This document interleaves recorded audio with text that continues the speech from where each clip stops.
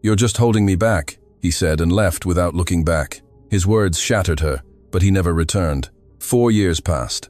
Until, in an important meeting, he heard the roar of a helicopter landing and discovered who the CEO was that had just arrived. Folake Adeyemi stood before the bathroom mirror in her small apartment in Surulere, her hands trembling as she held the pregnancy test that showed 2 unmistakable pink lines.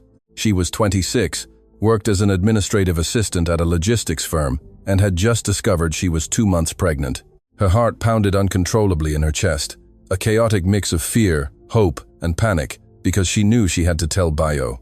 She needed to tell the man with whom she had shared her life for almost 3 years. But something inside her screamed that this conversation would not end well. Bayo Owolabi had always been different from the other men she had known, intense and ambitious in a way that at first seemed attractive, but in recent months had transformed into something darker, an obsession with money and status that consumed everything around, including their relationship.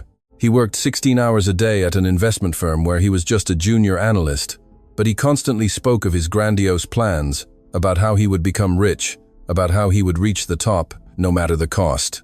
And lately, he had been making increasingly frequent comments about how Folake was holding him back, how she wasn't ambitious enough, how she was too small for the big dreams he had.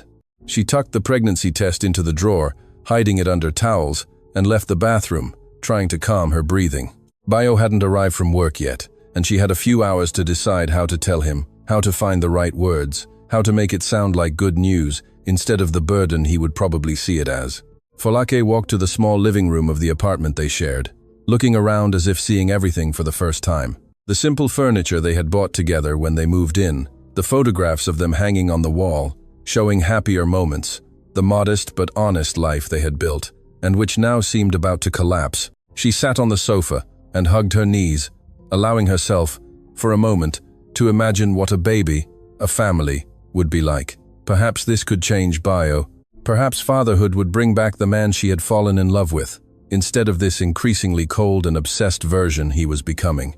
But even as she tried to convince herself, Folake knew deep down that she was deluding herself, that Bayo had made it clear, in recent weeks, that family was not in his plans, that anything that diverted him from his pursuit of wealth would be eliminated without hesitation. The sound of a key in the lock made her jump, her heart accelerating again, and she quickly wiped away the tears she hadn't even noticed had started to fall. Bayo entered the apartment, with that tense energy he had been bringing home from work lately, his tie already loosened, his jacket slung over his shoulder, and his face marked by an expression Folake had learned to fear, that mix of frustration and repressed anger that exploded on the closest person. "Have you eaten?" she asked automatically, trying to sound normal, but her voice came out too shaky, betraying the nervousness she tried to hide.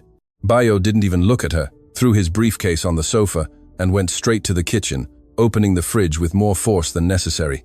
"I'm not hungry.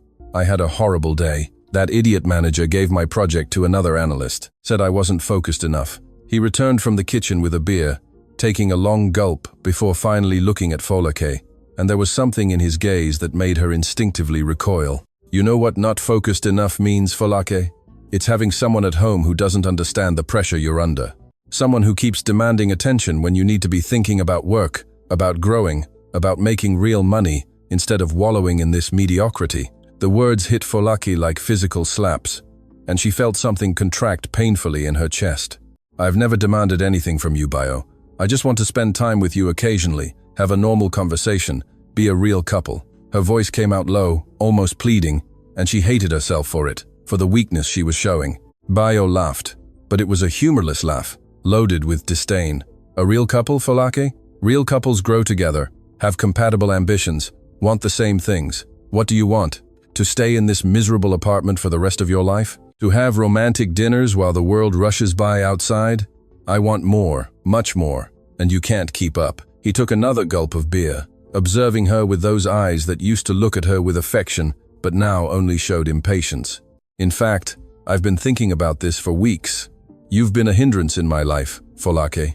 You hold me back, prevent me from growing the way I need to. I stay here worrying about you, about your small emotional needs, when I should be 100% focused on my career. You will always be a failure because you're afraid to take risks, to want more, to be great. And I can't let your mediocrity drag me down with you." The silence that followed was absolute, broken only by the sound of traffic filtering through the open window. Folake stood completely still, processing every word she had just heard, trying to understand if this was really happening or if it was some surreal nightmare from which she would wake at any moment.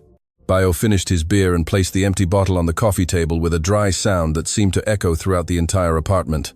"I'm going to pack my things. I should have done this before, but I kept postponing it out of pity, thinking you would improve, that you would start to have more ambition.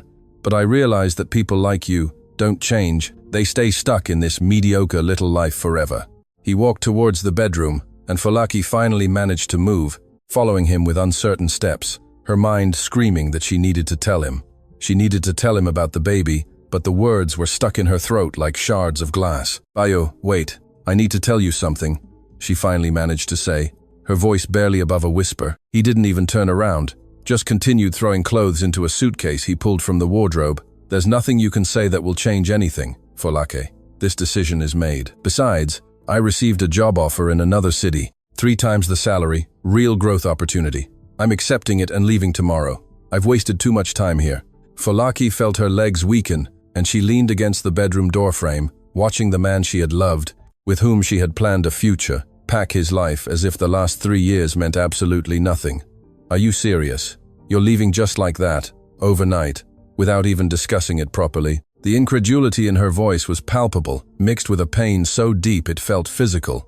Bayo paused for a moment, finally looking at her directly, and Folake saw in his eyes a coldness that had never been there before, or that had always been there, but she had chosen not to see.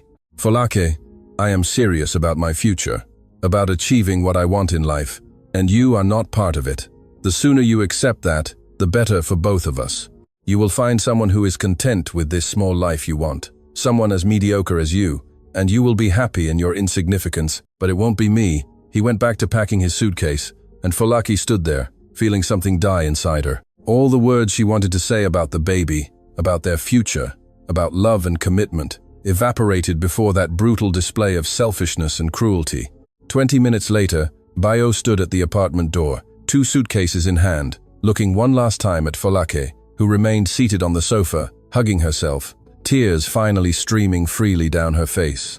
"You'll survive," he said, and there was neither cruelty nor kindness in those words, just absolute indifference, as if she were just an obstacle removed from his path. "And who knows, maybe this will even make you grow, force you to be more than you are now. But I doubt it. People like you are born to be small." Then he left, closing the door behind him with a definitive click, and Folake heard his footsteps fading down the corridor, descending the stairs, disappearing completely from her life, without ever looking back. She sat on that sofa for hours, paralyzed, her hand unconsciously going to her still flat belly, where a baby was growing. A baby whose father had just left without even knowing of its existence, without even giving her the chance to say. And Folake realized with devastating clarity that she was completely alone, pregnant, abandoned, called a failure by the man who should have loved her, and with no idea how she would survive the next few months, let alone the next few years. Night fell over Lagos, and Folake remained sitting in the dark apartment, lacking the strength to get up and turn on the lights. Bayo's words echoed incessantly in her mind. "You are a hindrance in my life. You will always be a failure. People like you are born to be small." Each phrase was a wound that bled more than the last. She touched her belly again, that gesture that would become instinctive in the following months, and whispered to the baby that had barely begun to form, "I don't know how I'm going to do this alone, but I will. I'll give you a life. I'll love you more than anything, and I'll prove him wrong about me. Maybe not to him, because he'll never know, never care, but I'll prove to myself that I'm more than he said." The tears continued to fall, but now there was something different, mixed with the pain, a small spark of anger, of determination, of a strength she didn't know she possessed, but which was beginning to awaken in the absolute need to survive. Folake finally got up, wiped her face with the back of her hands, and walked to the bathroom, where she picked up the pregnancy test from the drawer again, looking at those 2 pink lines that represented everything that was about to change in her life. She didn't sleep that night. She stayed awake doing mental calculations, estimating how much money she had saved, how long she could support herself without work after the baby was born, what kind of help she could or couldn't ask for. And she came to the terrible conclusion that she couldn't ask for any help. Her parents had died in a car accident 3 years earlier, She had no siblings. The few friends she had were equally struggling to survive in the expensive city, and Bayo, even if he knew about the baby, had made it crystal clear that he didn't care, that she and any extension of her were just obstacles in his path to wealth. So, it was decided she would do this alone, completely alone. And somehow, this made the situation simultaneously more terrifying and simpler, because there was no one to disappoint but herself, no one to lean on but her own strength, no one to save but that baby growing inside her who would depend entirely on her decisions from then on. Folake touched her belly once more and made a silent promise. She would not be the failure Bayo predicted. She would not be small. She would not remain in mediocrity. She would do whatever was necessary to give her child a better life, to prove her worth, even if no one but herself could witness it. The first few months were the hardest Folake had ever lived. The pregnancy brought brutal morning sickness that made her constantly late for work, and she had to invent increasingly creative excuses for her boss, who was starting to lose patience. She hid her growing belly with loose clothes, afraid of being fired as soon as they found out, because she knew how the market treated pregnant women, especially single ones, especially without any support network. She worked overtime whenever she could, saving every kobo in a fund that grew agonizingly slowly, and at night, she studied business administration and management through free online courses, determined to transform herself into something more than an administrative assistant, into someone who could offer a better future for the baby on the way. She had heard nothing from Bayo and forced herself not to look for him, not to check his social media, not to torture herself with information about the wonderful life he was probably building away from her, because that would only bring more pain, and she needed all her energy focused on surviving, on growing that baby healthy, on preparing for childbirth, and for everything that would come afterward. When Kunle was born in the early hours of March, Folake was alone in the General Hospital maternity ward, with no one to hold her hand during contractions, no one to share that moment of simultaneous pain and miracle. But when they placed that tiny baby in her arms, with those eyes that were just like Bayo's, but which she chose to see only as her son's eyes, Folake felt something solidify within her, a fierce determination that went beyond anything she had ever experienced. "We'll make it," she whispered to Kunle. "I'll give you everything you deserve. I'll show you that your mother is not a failure, not small, not a hindrance in anyone's life." And there, in that hospital room, with peeling walls and rough sheets, holding her newborn son as tears of exhaustion and love streamed down her face, Folake Adeyemi made the decision that would change everything. She wouldn't wait for opportunities to fall from the sky. She would go after them with all the ferocity a desperate mother, eager to give her child the best, could muster. She wouldn't settle for crumbs. She would fight for a place at the top, even if it meant working 3 times harder than anyone else, sleeping 3 times less, sacrificing everything except the well-being of that baby, who now depended entirely on her. The next 4 years were a brutal roller coaster of incessant work, sleepless nights, and determination bordering on obsession. Folake returned to work just 3 months after childbirth, leaving Kunle with an elderly neighbor who charged little to care for babies in her own apartment and plunged headfirst into a routine that would have broken weaker people. She worked from 8 to 6 at the logistics firm, picked up Kunle at 6:30, bathed, fed, and put him to sleep, and then stayed awake until 2 inches the morning, studying everything she could about business management, financial markets, investments, and entrepreneurship. She slept 4 hours if she was lucky, woke up with Kunle at 6 inches the morning, prepared everything for the day, and started again. On weekends, while Kunle played on the living room floor with toys bought from second-hand stalls, Folake participated in free webinars, connected with influential professionals through social media, and offered her services for free for small projects, just to build a portfolio and network. Slowly, agonizingly slow at first, but gaining momentum over time, she began to be noticed by the right people. The decisive moment came when Folake was 28 and Kunle was 2. She was managing a freelance logistics project for a startup when she caught the attention of Chief Roberto Mendes, a veteran investor who was impressed by her insightful analysis of cost optimization. Chief Roberto invited her for coffee, and Folake showed up with Kunle in her arms because she had no one to leave him with that Saturday, expecting that would ruin the opportunity before it even started. But Chief Roberto, who had 4 children and 7 grandchildren, just smiled and ordered hot chocolate for the boy, and then spent 3 hours talking with Folake about her plans, her dreams, her business vision. "You have something rare," Chief Roberto said at the end of that meeting, observing her with experienced eyes that had already identified dozens of talents throughout his career. You have hunger, not the common hunger of someone who wants money, but the hunger of someone who needs to prove something to herself. That is more powerful than any MBA from the best universities. He offered to mentor Folake, introduce her to the right contacts, open doors that alone she would take decades to reach. And she accepted with gratitude that went beyond words, knowing that this was the chance she had been waiting for, that she had worked incessantly to deserve. Under the guidance of Chief Roberto and other influential mentors he introduced, Folake left her job at the logistics firm and accepted a management position at a medium-sized investment company.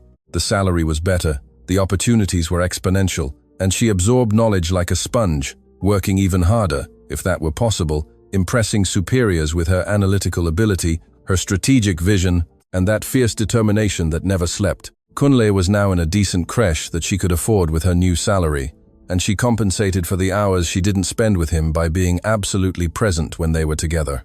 Every moment was of maximum quality, every hug laden with love that tried to compensate for all the necessary absences.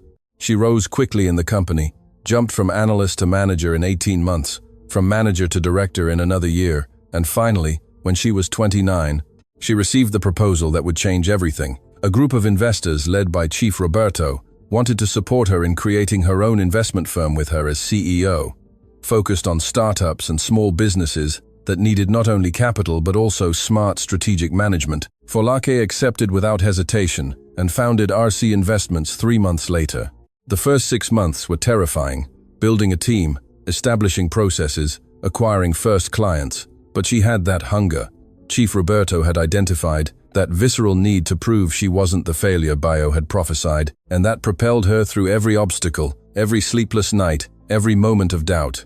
The company grew slowly at first, then rapidly, and when Kunle turned 3, RC Investments was already recognized in the market as one of the most promising investment consultancies in Lagos, with Folake being featured in business magazines as one of the young CEOs to watch a story of overcoming that inspired, but whose most painful details she kept carefully private, because no one needed to know about the man who had called her a hindrance, about the nights crying alone after putting the baby to sleep, about the overwhelming loneliness of building everything without anyone to share victories or divide defeats. Now, at 30, Folake was sitting in the helicopter she had bought 6 months ago, another concrete proof of how far she had come, with Kunle beside her, wearing child-sized headphones and observing the city below, with those curious eyes that were just like his father's, but which she always saw only as her son's eyes. Today was a meeting with small business owners seeking investment, 3 companies that had sent proposals and which her team had already pre-analyzed. And Folake was going personally because she liked to meet the entrepreneurs, to look into people's eyes before deciding to invest not only capital, but also time and expertise. One of the companies was a small tech operation that was on the verge of bankruptcy, but had an interesting product, and the owner, identified only as BO in the documents, had made an almost desperate appeal for an in-person meeting. Folake normally didn't respond to desperate appeals, because businesses based on desperation rarely succeeded. But something in that proposal had caught her attention.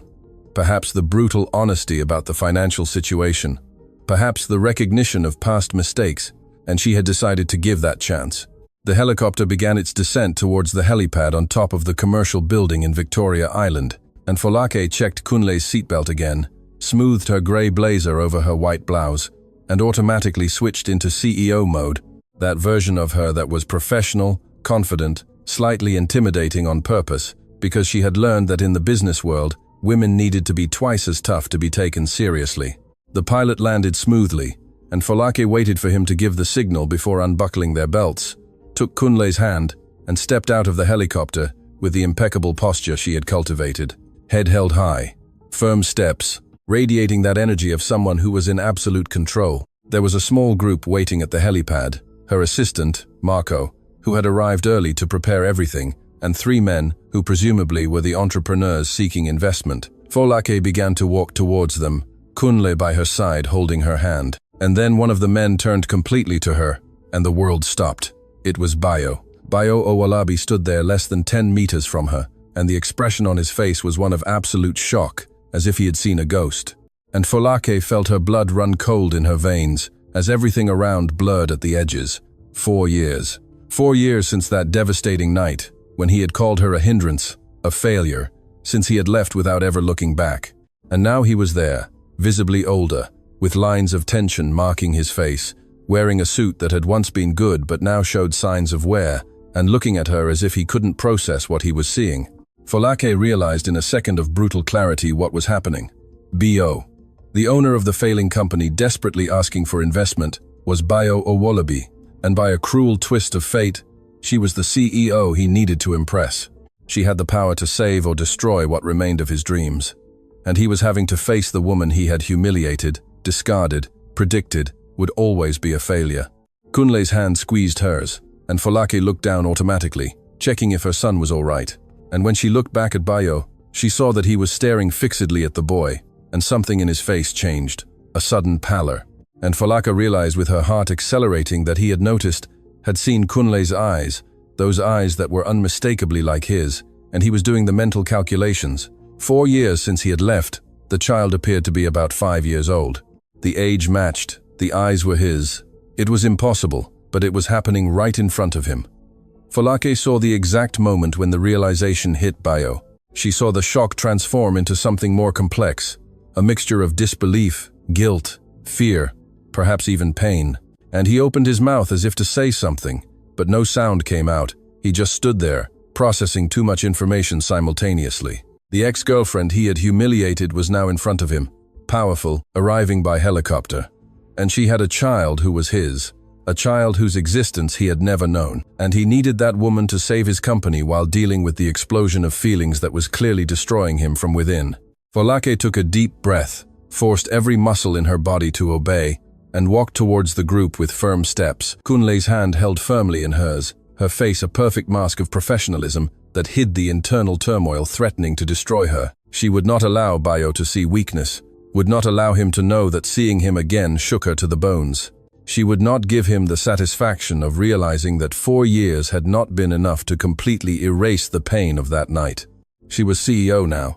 She was powerful. She was successful. She was everything he had predicted she would never be. And she would maintain that armor no matter the cost, because she had Kunle by her side, and her son would never see her break, would never be small, would never know that the man standing there with a pale face and trembling hands was the father who never wanted to know of his existence. "Good afternoon," Folake said when she was close enough, and her voice came out firm, professional, icy. "I am Folake Adeyemi, CEO of RC Investments. Let's start our meeting." The meeting room was too silent, that kind of heavy silence that precedes storms. And Folake could feel everyone's eyes on her as she walked to the head of the long glass table. Kunle followed by her side, his small steps echoing on the marble floor, and she guided him to a chair in the corner of the room, where she had already prepared his tablet, with headphones and some coloring pages. "Stay here quietly while Mummy works, okay?" she said softly, adjusting his curls with that automatic affection only mothers have. And Kunle nodded with a smile, already accustomed to that routine. Folake kissed the top of her son's head, allowing herself that brief moment of motherhood before straightening her posture and turning to the table where the 3 entrepreneurs awaited. And it was only then that she truly faced Bayo for the first time since that night, 4 years ago. He seemed to have aged more than the actual time that had passed. The lines around his eyes deeper, his posture less confident, and there was something defeated about him that contrasted brutally with the arrogant man who had shattered her with cruel words. Bayo couldn't take his eyes off Kunle, and Folake saw the internal struggle he was waging, trying to process the presence of that child who had his eyes, his mouth, unmistakable traits of paternity that not even 4 years of absence could erase. The other 2 entrepreneurs, an older gentleman in his 50s and a young woman, probably in her 30s, observed the palpable tension between Folake and Bayo, with confused expressions, clearly sensing there was history there, but not understanding exactly what. Marco, Folake's assistant, distributed folders with the meeting materials and then sat discreetly beside her, ready to take notes, completely oblivious to the personal drama that was about to unfold. "Let's begin," Folake said, her voice firm and professional, and she opened the folder in front of her, without looking directly at Bayo, focusing first on the other 2 entrepreneurs. "We have analyzed the 3 proposals submitted and have preliminary interest in all of them, but we need to better understand your long-term visions, specific capital and management needs, and, most importantly, your commitment to sustainable growth versus rapid growth." She spent the next hour conducting the meeting with a mastery that came from 4 years of intensive practice, asking incisive questions, identifying weaknesses in the strategies presented, offering insights that made it clear she was not just an investor with money, but someone who deeply understood business. The 50-year-old gentleman first presented an environmental consulting company that needed capital for expansion, and Folake made mental notes about viability. The young woman presented second, an online education startup with interesting potential, but an still immature business model. And Folake already knew she would offer mentorship in addition to capital if she decided to invest. And then it was Bayo's turn. He cleared his throat, and Folake finally allowed herself to look directly at him, maintaining a neutral, professional expression without betraying absolutely anything of the turmoil exploding within her. "Botek," he began, and his voice came out less firm than he probably intended. "It's a software development company focused on logistics process automation. I founded it 3 years ago with the vision of revolutionizing how small and medium-sized businesses manage their operations." He spent the next 20 minutes presenting the product, current clients, growth projections, but Folake could see through the polished presentation that the company was in a much worse situation than the documents suggested. There was desperation in the way Bayo emphasized the potential. There was fear in the pauses between sentences. And when he finally got to the part about investment needs, Folake realized he wasn't asking for capital for growth. He was asking for salvation from imminent bankruptcy. "How much capital are you seeking, and what time frame do you estimate before return on investment?" Folake asked when Bayo finished, her voice maintaining that professional tone that revealed nothing. Bayo hesitated, and she saw the exact moment he decided to be honest, because he had nothing left to lose. "I need 400 million to cover existing debts and have working capital for the next 6 months. Without this investment, I will have to close in 60 days. The admission was brutal in its frankness, and the other two entrepreneurs exchanged uncomfortable glances, because no one wants to be at the table when someone admits to drowning. And as for the return, Folake pressed without mercy. "With adequate capital and correct strategic guidance, I project a return in 18 to 24 months. I know it's aggressive, but the product works. The clients we have are satisfied. I just need financial stability to execute the growth plan." Folake picked up the folder with her team's analysis of Botek and slowly leafed through the pages, letting the silence stretch. And she could feel Bayo's anxiety growing with each second. His company had potential. That was true. The product was technically solid, but the financial management was disastrous. There were questionable decisions everywhere. And it was clear that Bayo had done exactly what he had done with his personal life. He pursued rapid growth without a solid foundation, burned capital in search of immediate glory, and was now paying the price for that greed. A part of her, that wounded part that had never completely healed, wanted to deny the investment, wanted to look into his eyes and tell him he didn't deserve to be saved, that he should sink into bankruptcy, just as he had left her to sink that night 4 years ago. But Folake was no longer that vulnerable woman. She was CEO, she was professional, and, most importantly, she had Kunle in the room, and her son would never see her be cruel, would never learn that revenge was acceptable, even if the person in front of them deserved every ounce of pain she could inflict. "I will need a more in-depth analysis before any decision," Folake finally said, closing the folder and looking at Bayo with an unreadable expression. "My team will conduct full due diligence. We will need full access to your financial records, client contracts, product source code, everything. If everything checks out, we can discuss investment terms. But I make it clear that I do not make rescue investments. If I invest in your company, it will be with the expectation of a complete restructuring, including potentially changes in executive management." The words were harsh but fair, and the other two entrepreneurs nodded because that was standard in the investment world. But for Bayo, that was an additional humiliation. The woman he had shattered now had the power of life or death over his business dreams, and she was making it clear that she would not give special treatment, that he would have to submit completely if he wanted to be saved. The meeting continued for another 30 minutes, Folake asking additional questions to the three, establishing next steps, and finally concluding with professional courtesy. The entrepreneurs began to get up, and that's when Kunle, who had been silent the whole time in the corner, said loud enough for everyone to hear, "Mummy, can I go to the toilet?" Folake turned automatically and saw Bayo freeze in the middle of gathering his documents. That final confirmation that yes, she was a mother and the child was there. Real, tangible, living proof of everything he had lost without even knowing it existed. "Of course, love. Marco, can you take Kunle to the toilet, please?" Her assistant nodded and extended his hand to the boy, who took it confidently and left the room chattering about something he had drawn. The silence that remained after they left was even heavier, and the other two entrepreneurs, feeling that something needed to be said but not knowing what, quickly said their goodbyes and left the room. Then it was just Folake and Bayo alone for the first time in 4 years, and the weight of everything unsaid was almost physical in the air. Bayo opened his mouth, closed it, tried again, and finally managed to say, "Folake," but she raised her hand, cutting him off. "Not here, not now. This is a business meeting, Bayo. Anything else you think you need to say is not appropriate in this context." Her voice was icy, controlled, but inside she was trembling, and she needed him out of that room before her armor cracked.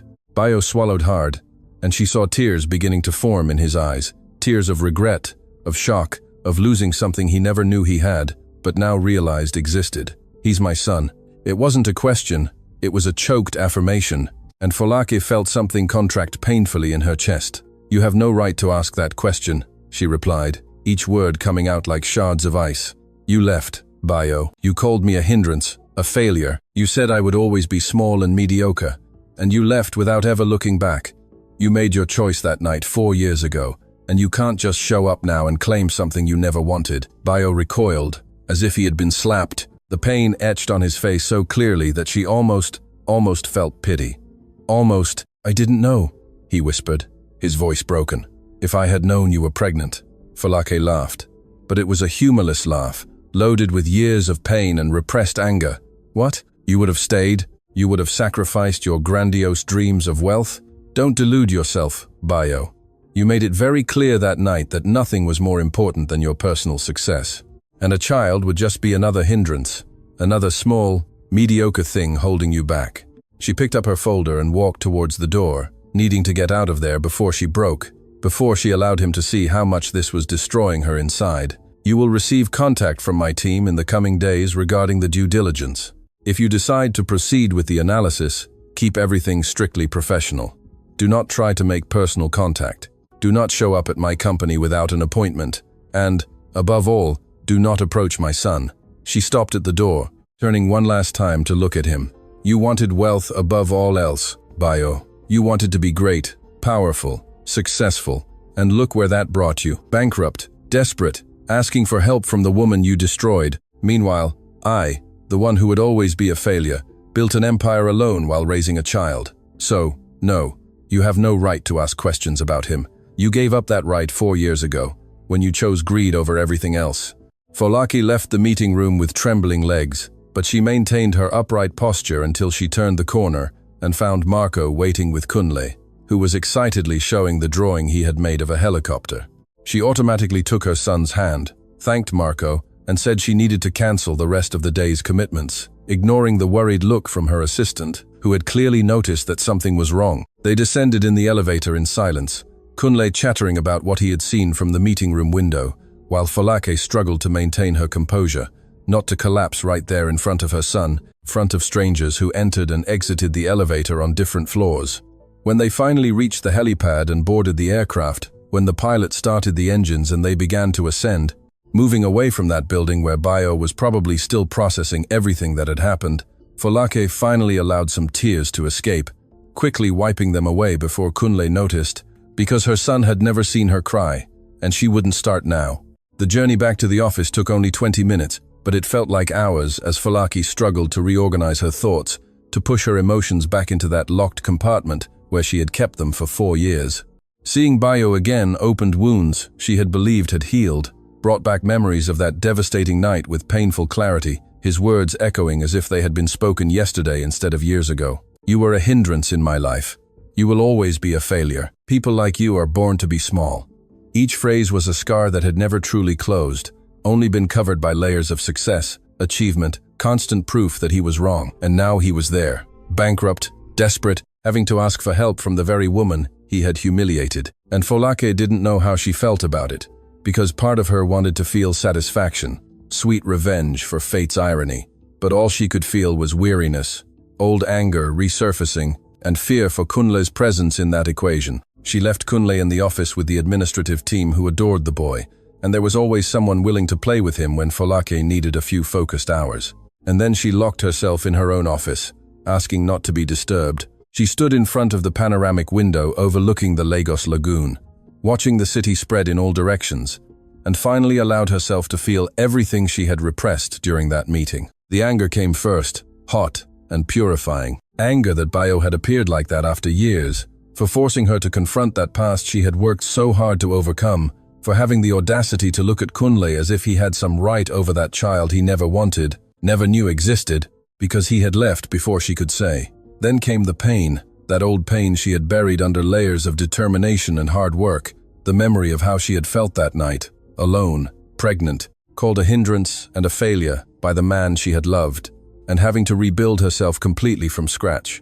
And finally came something more complex, a deep sadness, not for her, but for Kunle, because her son deserved to have a father, deserved to have that figure in his life. And now Bayo knew of his existence, and Folake would have to decide what to do with that information. She could simply deny the investment, force Bayo to disappear from their lives again, protect Kunle from knowing a father who had already proven to be selfish and incapable of putting another person above his ambitions. Or she could separate things, make the investment decision purely based on business merits, and deal with the paternity issue separately. Allow Bayo to meet his son, if he truly wanted to, if he proved to have changed in the last 4 years. But how could she trust him?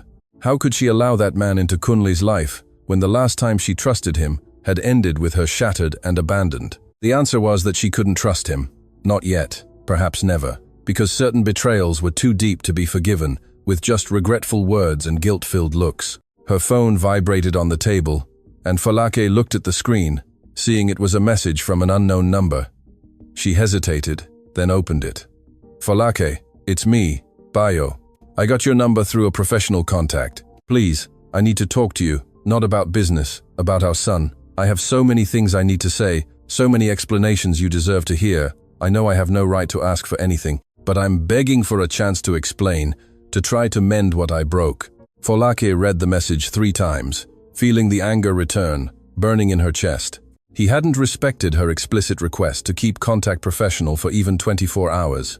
He was already invading her personal space, making emotional demands as if he had some right. She typed a quick, cutting reply. "You have zero right to information about my son. Any additional contact, unrelated to your company's due diligence process, will be considered harassment.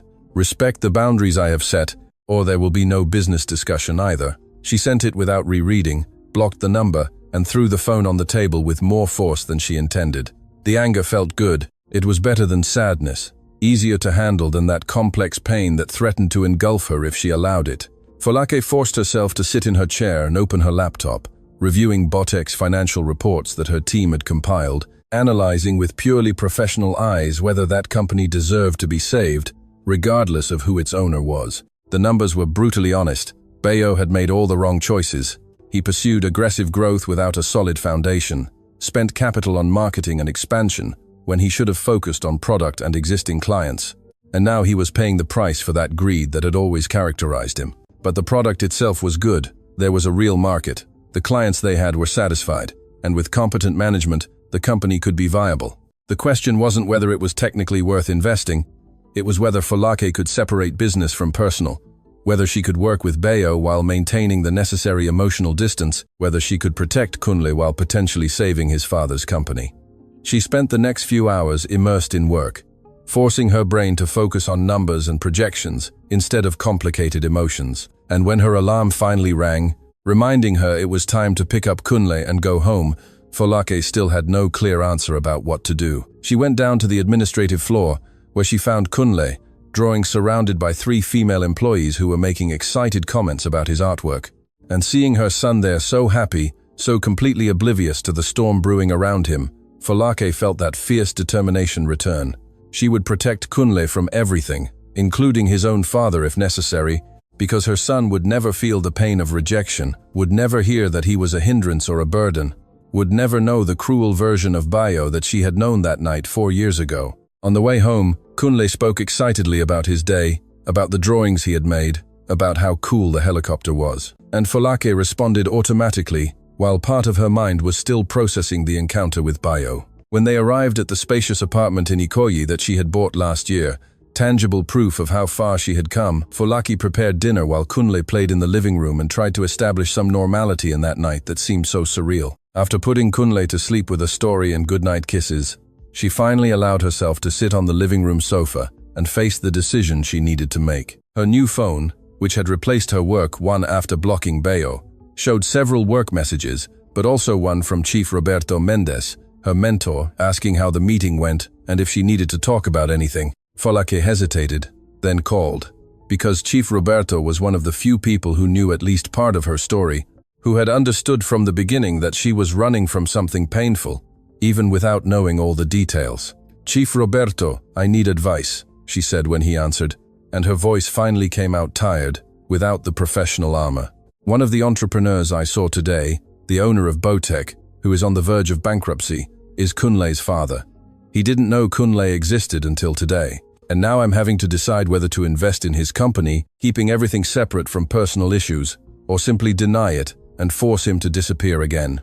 There was silence on the other end of the line for a moment. Then Chief Roberto said with that wisdom that came from decades of experience, "Folake, you built your company on principles of meritocracy and objective analysis. If his company deserves investment on its own merits, you know what the right professional answer is.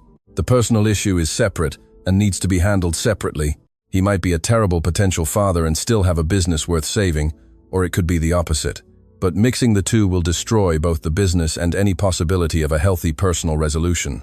The words made sense, and Folake took a deep breath, knowing he was right, but hating the complexity it created. "And what about Kunle?" she asked, her voice growing softer. "How do I protect my son from someone who has already proven to be selfish and cruel? How do I allow this man to have access to my son without a guarantee that he won't hurt him the way he hurt me?" Chief Roberto sighed. "That's the hardest question, and honestly, only you can answer it.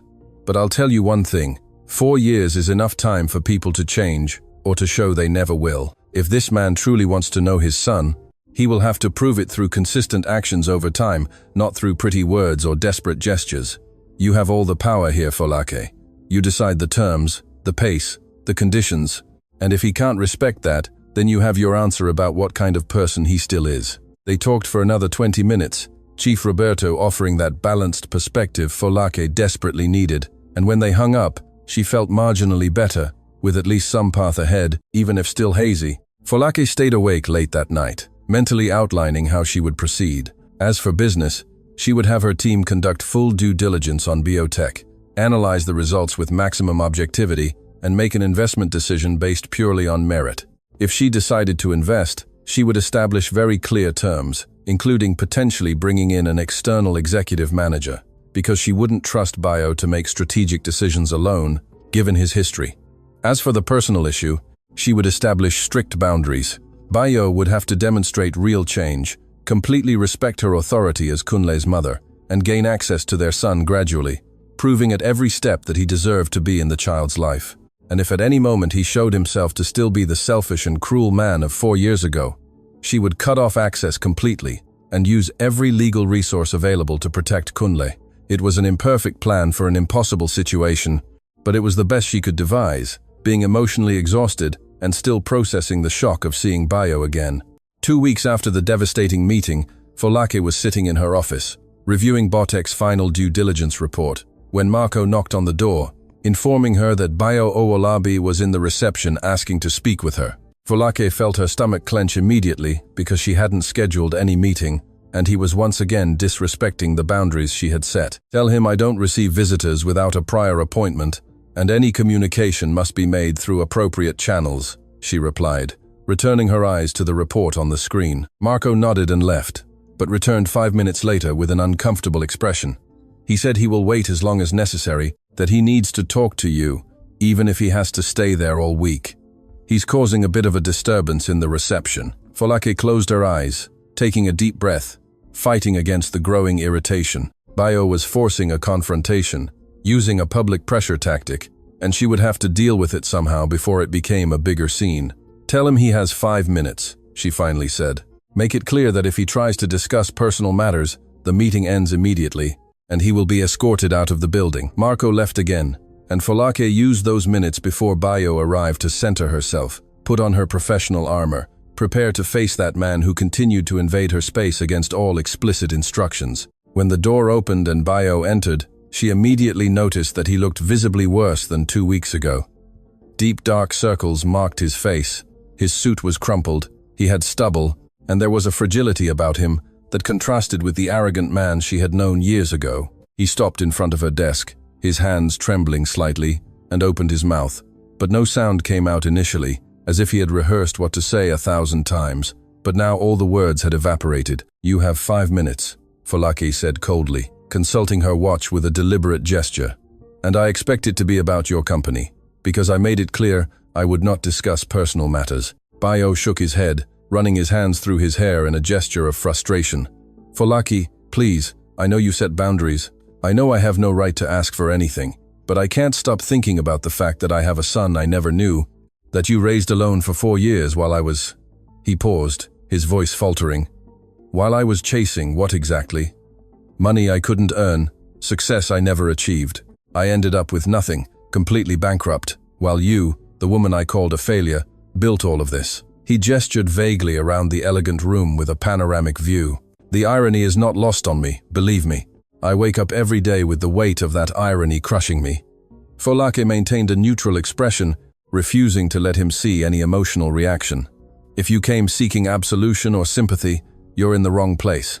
Your choices brought you where you are, just as my choices brought me here. The difference is that I made choices thinking about someone other than myself." She opened the folder on the table, the one that contained the due diligence report. "As for your company, the analysis is complete. Botech has a solid product and market potential, but disastrous financial management, which reflects a consistent pattern of impulsive decisions, prioritizing rapid growth over sustainability. My team identified at least 8 critical decisions in the last 3 years that could have been made differently, avoiding the current situation." Bio visibly winced at each word, and Folake continued without mercy. "I am willing to invest the 400 million you need, but with non-negotiable conditions. First, you cease to be executive CEO and assume the role of CTO, focused solely on product development.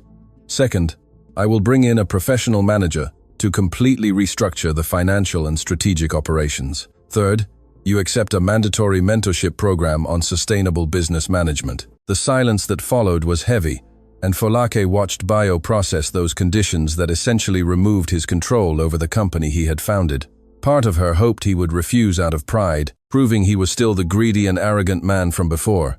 But Bio merely nodded slowly, defeat clear in every line of his body.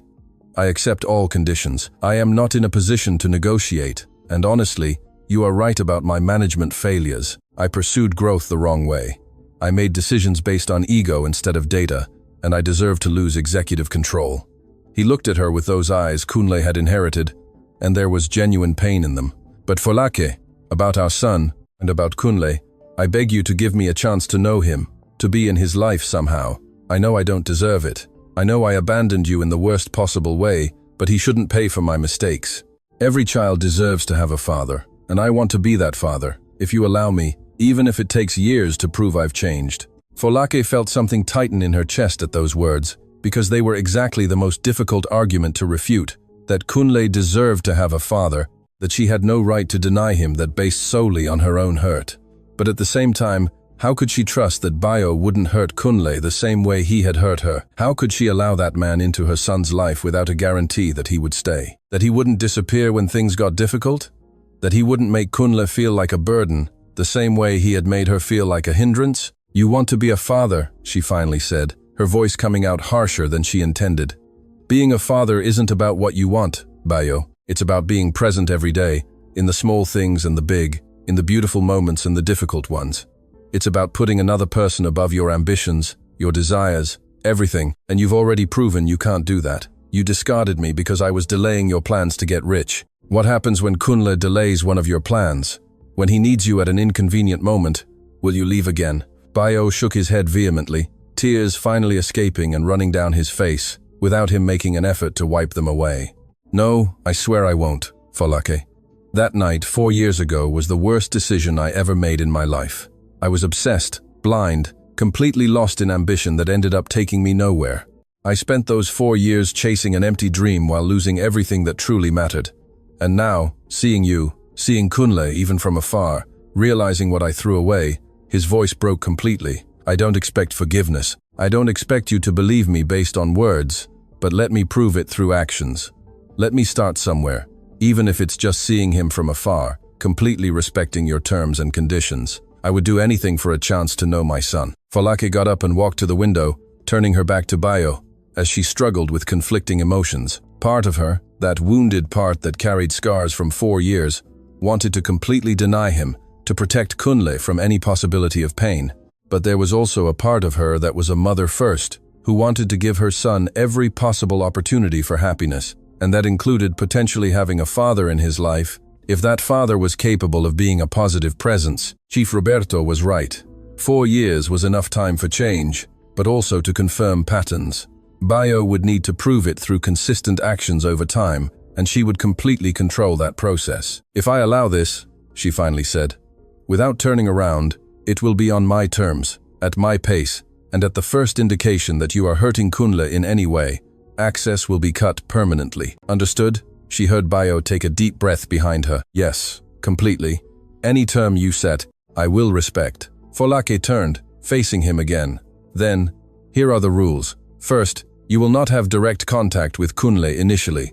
I will talk to him about you in an age-appropriate way. Gradually prepare him for the idea of meeting his father. How long this takes depends on how he processes it and what he wants. No fixed timeline. Second, when and if Kunle is ready to meet you, it will be in a controlled environment that I choose, with my presence, and for the time I determine. Third, you will participate in sessions with a child psychologist I will hire to ensure this transition is healthy for Kunle.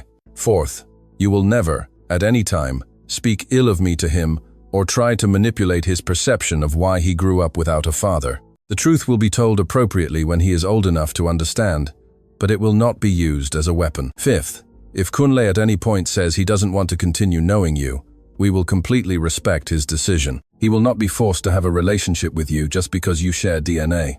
Bayo nodded at each condition, and Folake could see that he was memorizing every word as if it were sacred scripture. I agree with everything. I will do everything exactly as you set, at the pace you determine. I just want a chance to know my son, even if it takes years. And Folake, he hesitated, about you, about what I did that night.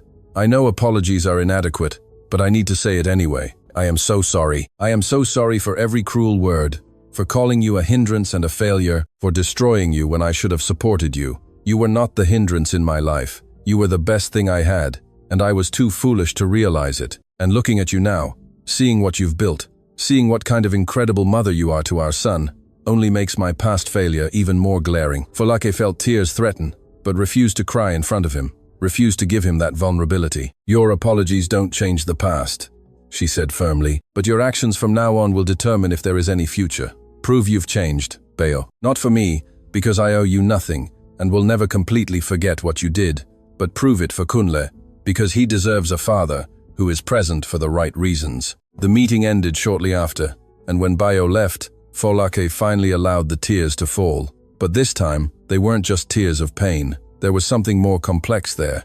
Perhaps a tiny beginning of some kind of closure, or at least a partial rewriting of the narrative, where she was not just a victim, but a strong woman who controlled the terms of every aspect of her life, including whether or not an ex-partner would know the child they shared. That night, after putting Kunle to sleep, she sat beside his bed, watching her son sleep peacefully, completely oblivious to the complications forming around him, and she whispered softly, I will protect you from everything, my love. If your father proves to be good, you will have him in your life. If he proves to be bad, I will do as I always have, be both mother and father simultaneously, and give you everything you need. Either way, you will be fine, I promise. 3 months after that meeting, Folake was sitting in Dr. Helena Okoro's office, the child psychologist she had hired to help Kunle process his father's existence. Kunle was playing in the corner with building blocks, completely relaxed in that environment he already knew after 6 sessions. And Folake watched her son while talking softly with the psychologist. He's ready, Helena said gently, placing a hand on Folake's arm in a gesture of support. Kunle has processed the information about having a father very well, asked wonderful questions for his age, and expressed healthy curiosity about meeting Bayo. Of course, it will be confusing at first, and there will be many emotions for everyone, but he is emotionally prepared for this first meeting. if you are. Folake took a deep breath, feeling the familiar fear tighten her chest, that fierce protective instinct, screaming that she was making a mistake by allowing Bayo into Kunle's life. But she looked at her son again, saw the genuine curiosity he had shown in recent weeks whenever they talked about his father, and knew she was doing the right thing, not for Bayo or herself, but for Kunle, who deserved this opportunity. In the last 3 months, Bayo had kept every promise with meticulous precision. He had accepted all the investment conditions without question. He worked under the management of the new CEO Folake had brought in, participated in mentoring sessions, and biotech was slowly stabilizing financially. More importantly, Bayo had completely respected the boundaries regarding Kunle. He hadn't forced contact, hadn't shown up unannounced, just sent small, age-appropriate gifts for a 5-year-old through Marco, always with a simple note saying, "To Kunle, with love from Daddy," which Folake kept in a box to give to her son when he was ready. And now, finally, that moment had come, the first meeting between father and son, and Folake was terrified, but also strangely hopeful, because Bayo truly seemed to have changed his actions over these months, proving a consistency he had never shown before. The meeting was scheduled for a Saturday morning at the Lekki Conservation Center, neutral ground where Kunle felt comfortable and where Folake could completely control the situation. When they arrived and saw Bayo waiting near the playground, Folake felt her heart pound painfully. He was visibly nervous, his hands in his pockets, shifting his weight from one foot to the other. And when he saw Kunle, something in his face completely transformed, a mixture of instant love, devastating regret, and fragile hope. Folake squeezed Kunle's hand, feeling her son also tense up as he realized this was the moment they had talked about so many times. "That's your daddy," she said gently, kneeling to be at Kunle's eye level. "Remember we talked about him. He really wants to meet you, but only if you want to. If you ever feel uncomfortable, just tell me and we'll leave. Okay?" Kunle nodded, observing Bayo with that unfiltered, childlike curiosity, and then surprised Folake completely by saying, "He looks sad. Why is he sad, Mummy?" The innocent observation hit Folake with unexpected force, because Kunle was right. There was deep sadness in Bayo's eyes, even through his nervous smile, and that was something 5-year-old could identify with a clarity that adults often hid. "He's sad because he lost a lot of time without knowing you," Folake answered honestly, because she had promised always to tell her son the truth in an age-appropriate way, but he's happy now because he finally gets to meet you. Kunle thought for a moment, then let go of her hand and walked slowly towards Bayo. And Folake felt her heart almost leap from her chest, watching that first contact. Bayo knelt when Kunle got close, placing himself at the child's height, and tears were already streaming down his face, without any effort to hide them. "Hi, Kunle," he said with a trembling voice. "I'm your daddy. It's really good to finally meet you." Kunle studied him for a long moment, then extended his small hand, offering one of the toys he had brought, a blue car. "Can you play with me?" he said simply, with that natural generosity of children who haven't yet learned to hold grudges. Bayo took the car as if it were the most precious object in the world, the tears falling harder now, and looked at Folake over Kunle's head with an expression of such intense gratitude that she felt her own chest tighten. They spent the entire morning in the park, and Folake watched from a respectful but ever vigilant distance as Bayo played with Kunle, pushing him on the swing, building sandcastles, patiently answering the millions of questions a 5-year-old naturally asks, and observing them, seeing Kunle's genuine smiles, seeing the careful way Bayo interacted with his son, always checking with glances. If Folake approved of every movement, she felt something begin to change within her. Not complete forgiveness, because certain wounds were too deep to heal completely, but perhaps an acceptance that people could change, that past mistakes didn't have to define futures, that Kunle could have a father in his life, without that erasing everything she had built alone. When they stopped for a snack, Kunle, sitting between them, eating a sandwich and chattering excitedly about everything they had done, Bayo looked at Folake and said softly, just for her to hear, "Thank you. Thank you for giving me this chance I don't deserve. I will spend the rest of my life proving that it was worth trusting me." Folake nodded, still unable to form adequate words for the complexity of what she felt. It wasn't happiness exactly. It was something more complicated, a partial closing of old wounds, mixed with a cautious opening to new possibilities, and, above all, a deep satisfaction at seeing Kunle so happy, so completely comfortable with that man who shared his eyes and his smile. The following weeks brought a new routine. Bayo saw Kunle once a week, always with Folake present, always in locations she chose. And slowly, the initial tension gave way to something more natural. Kunle began to talk about Daddy with that childlike ease that accepts changes much better than adults. And Folake observed that relationship grow, feeling a complex mix of emotions that even included, surprisingly, something akin to forgiveness. Not because Bayo necessarily deserved it, but because carrying that weight of anger and resentment was finally beginning to feel more destructive to her than to him. And Folake wanted more than anything to be an example of strength for Kunle. And strength sometimes meant letting go instead of holding on. One Sunday afternoon, 2 months after that first meeting in the park, Folake invited Bayo to dinner at her home for the first time. Kunle was thrilled, helping to set the table, choosing which drawing to hang on the fridge to show his father, and that childlike excitement warmed Folake's heart in ways she hadn't anticipated. During dinner, while Kunle talked non-stop about school and friends, Folake and Bayo exchanged glances over the child's head, and there was a new understanding in those glances, a silent truce, perhaps even the first fragile threads of something that one day could be friendship.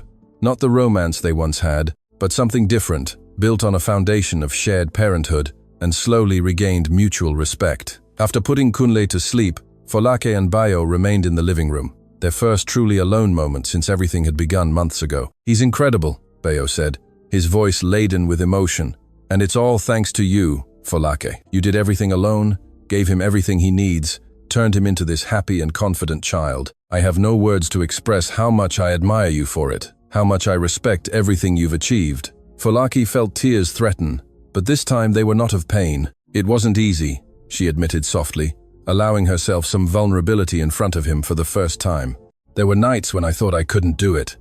Moments when the loneliness was overwhelming. Days when your words about me being a failure echoed so loudly that I almost believed them. But I looked at Kunle and found the strength to continue, to prove you wrong, to build a good life for both of us."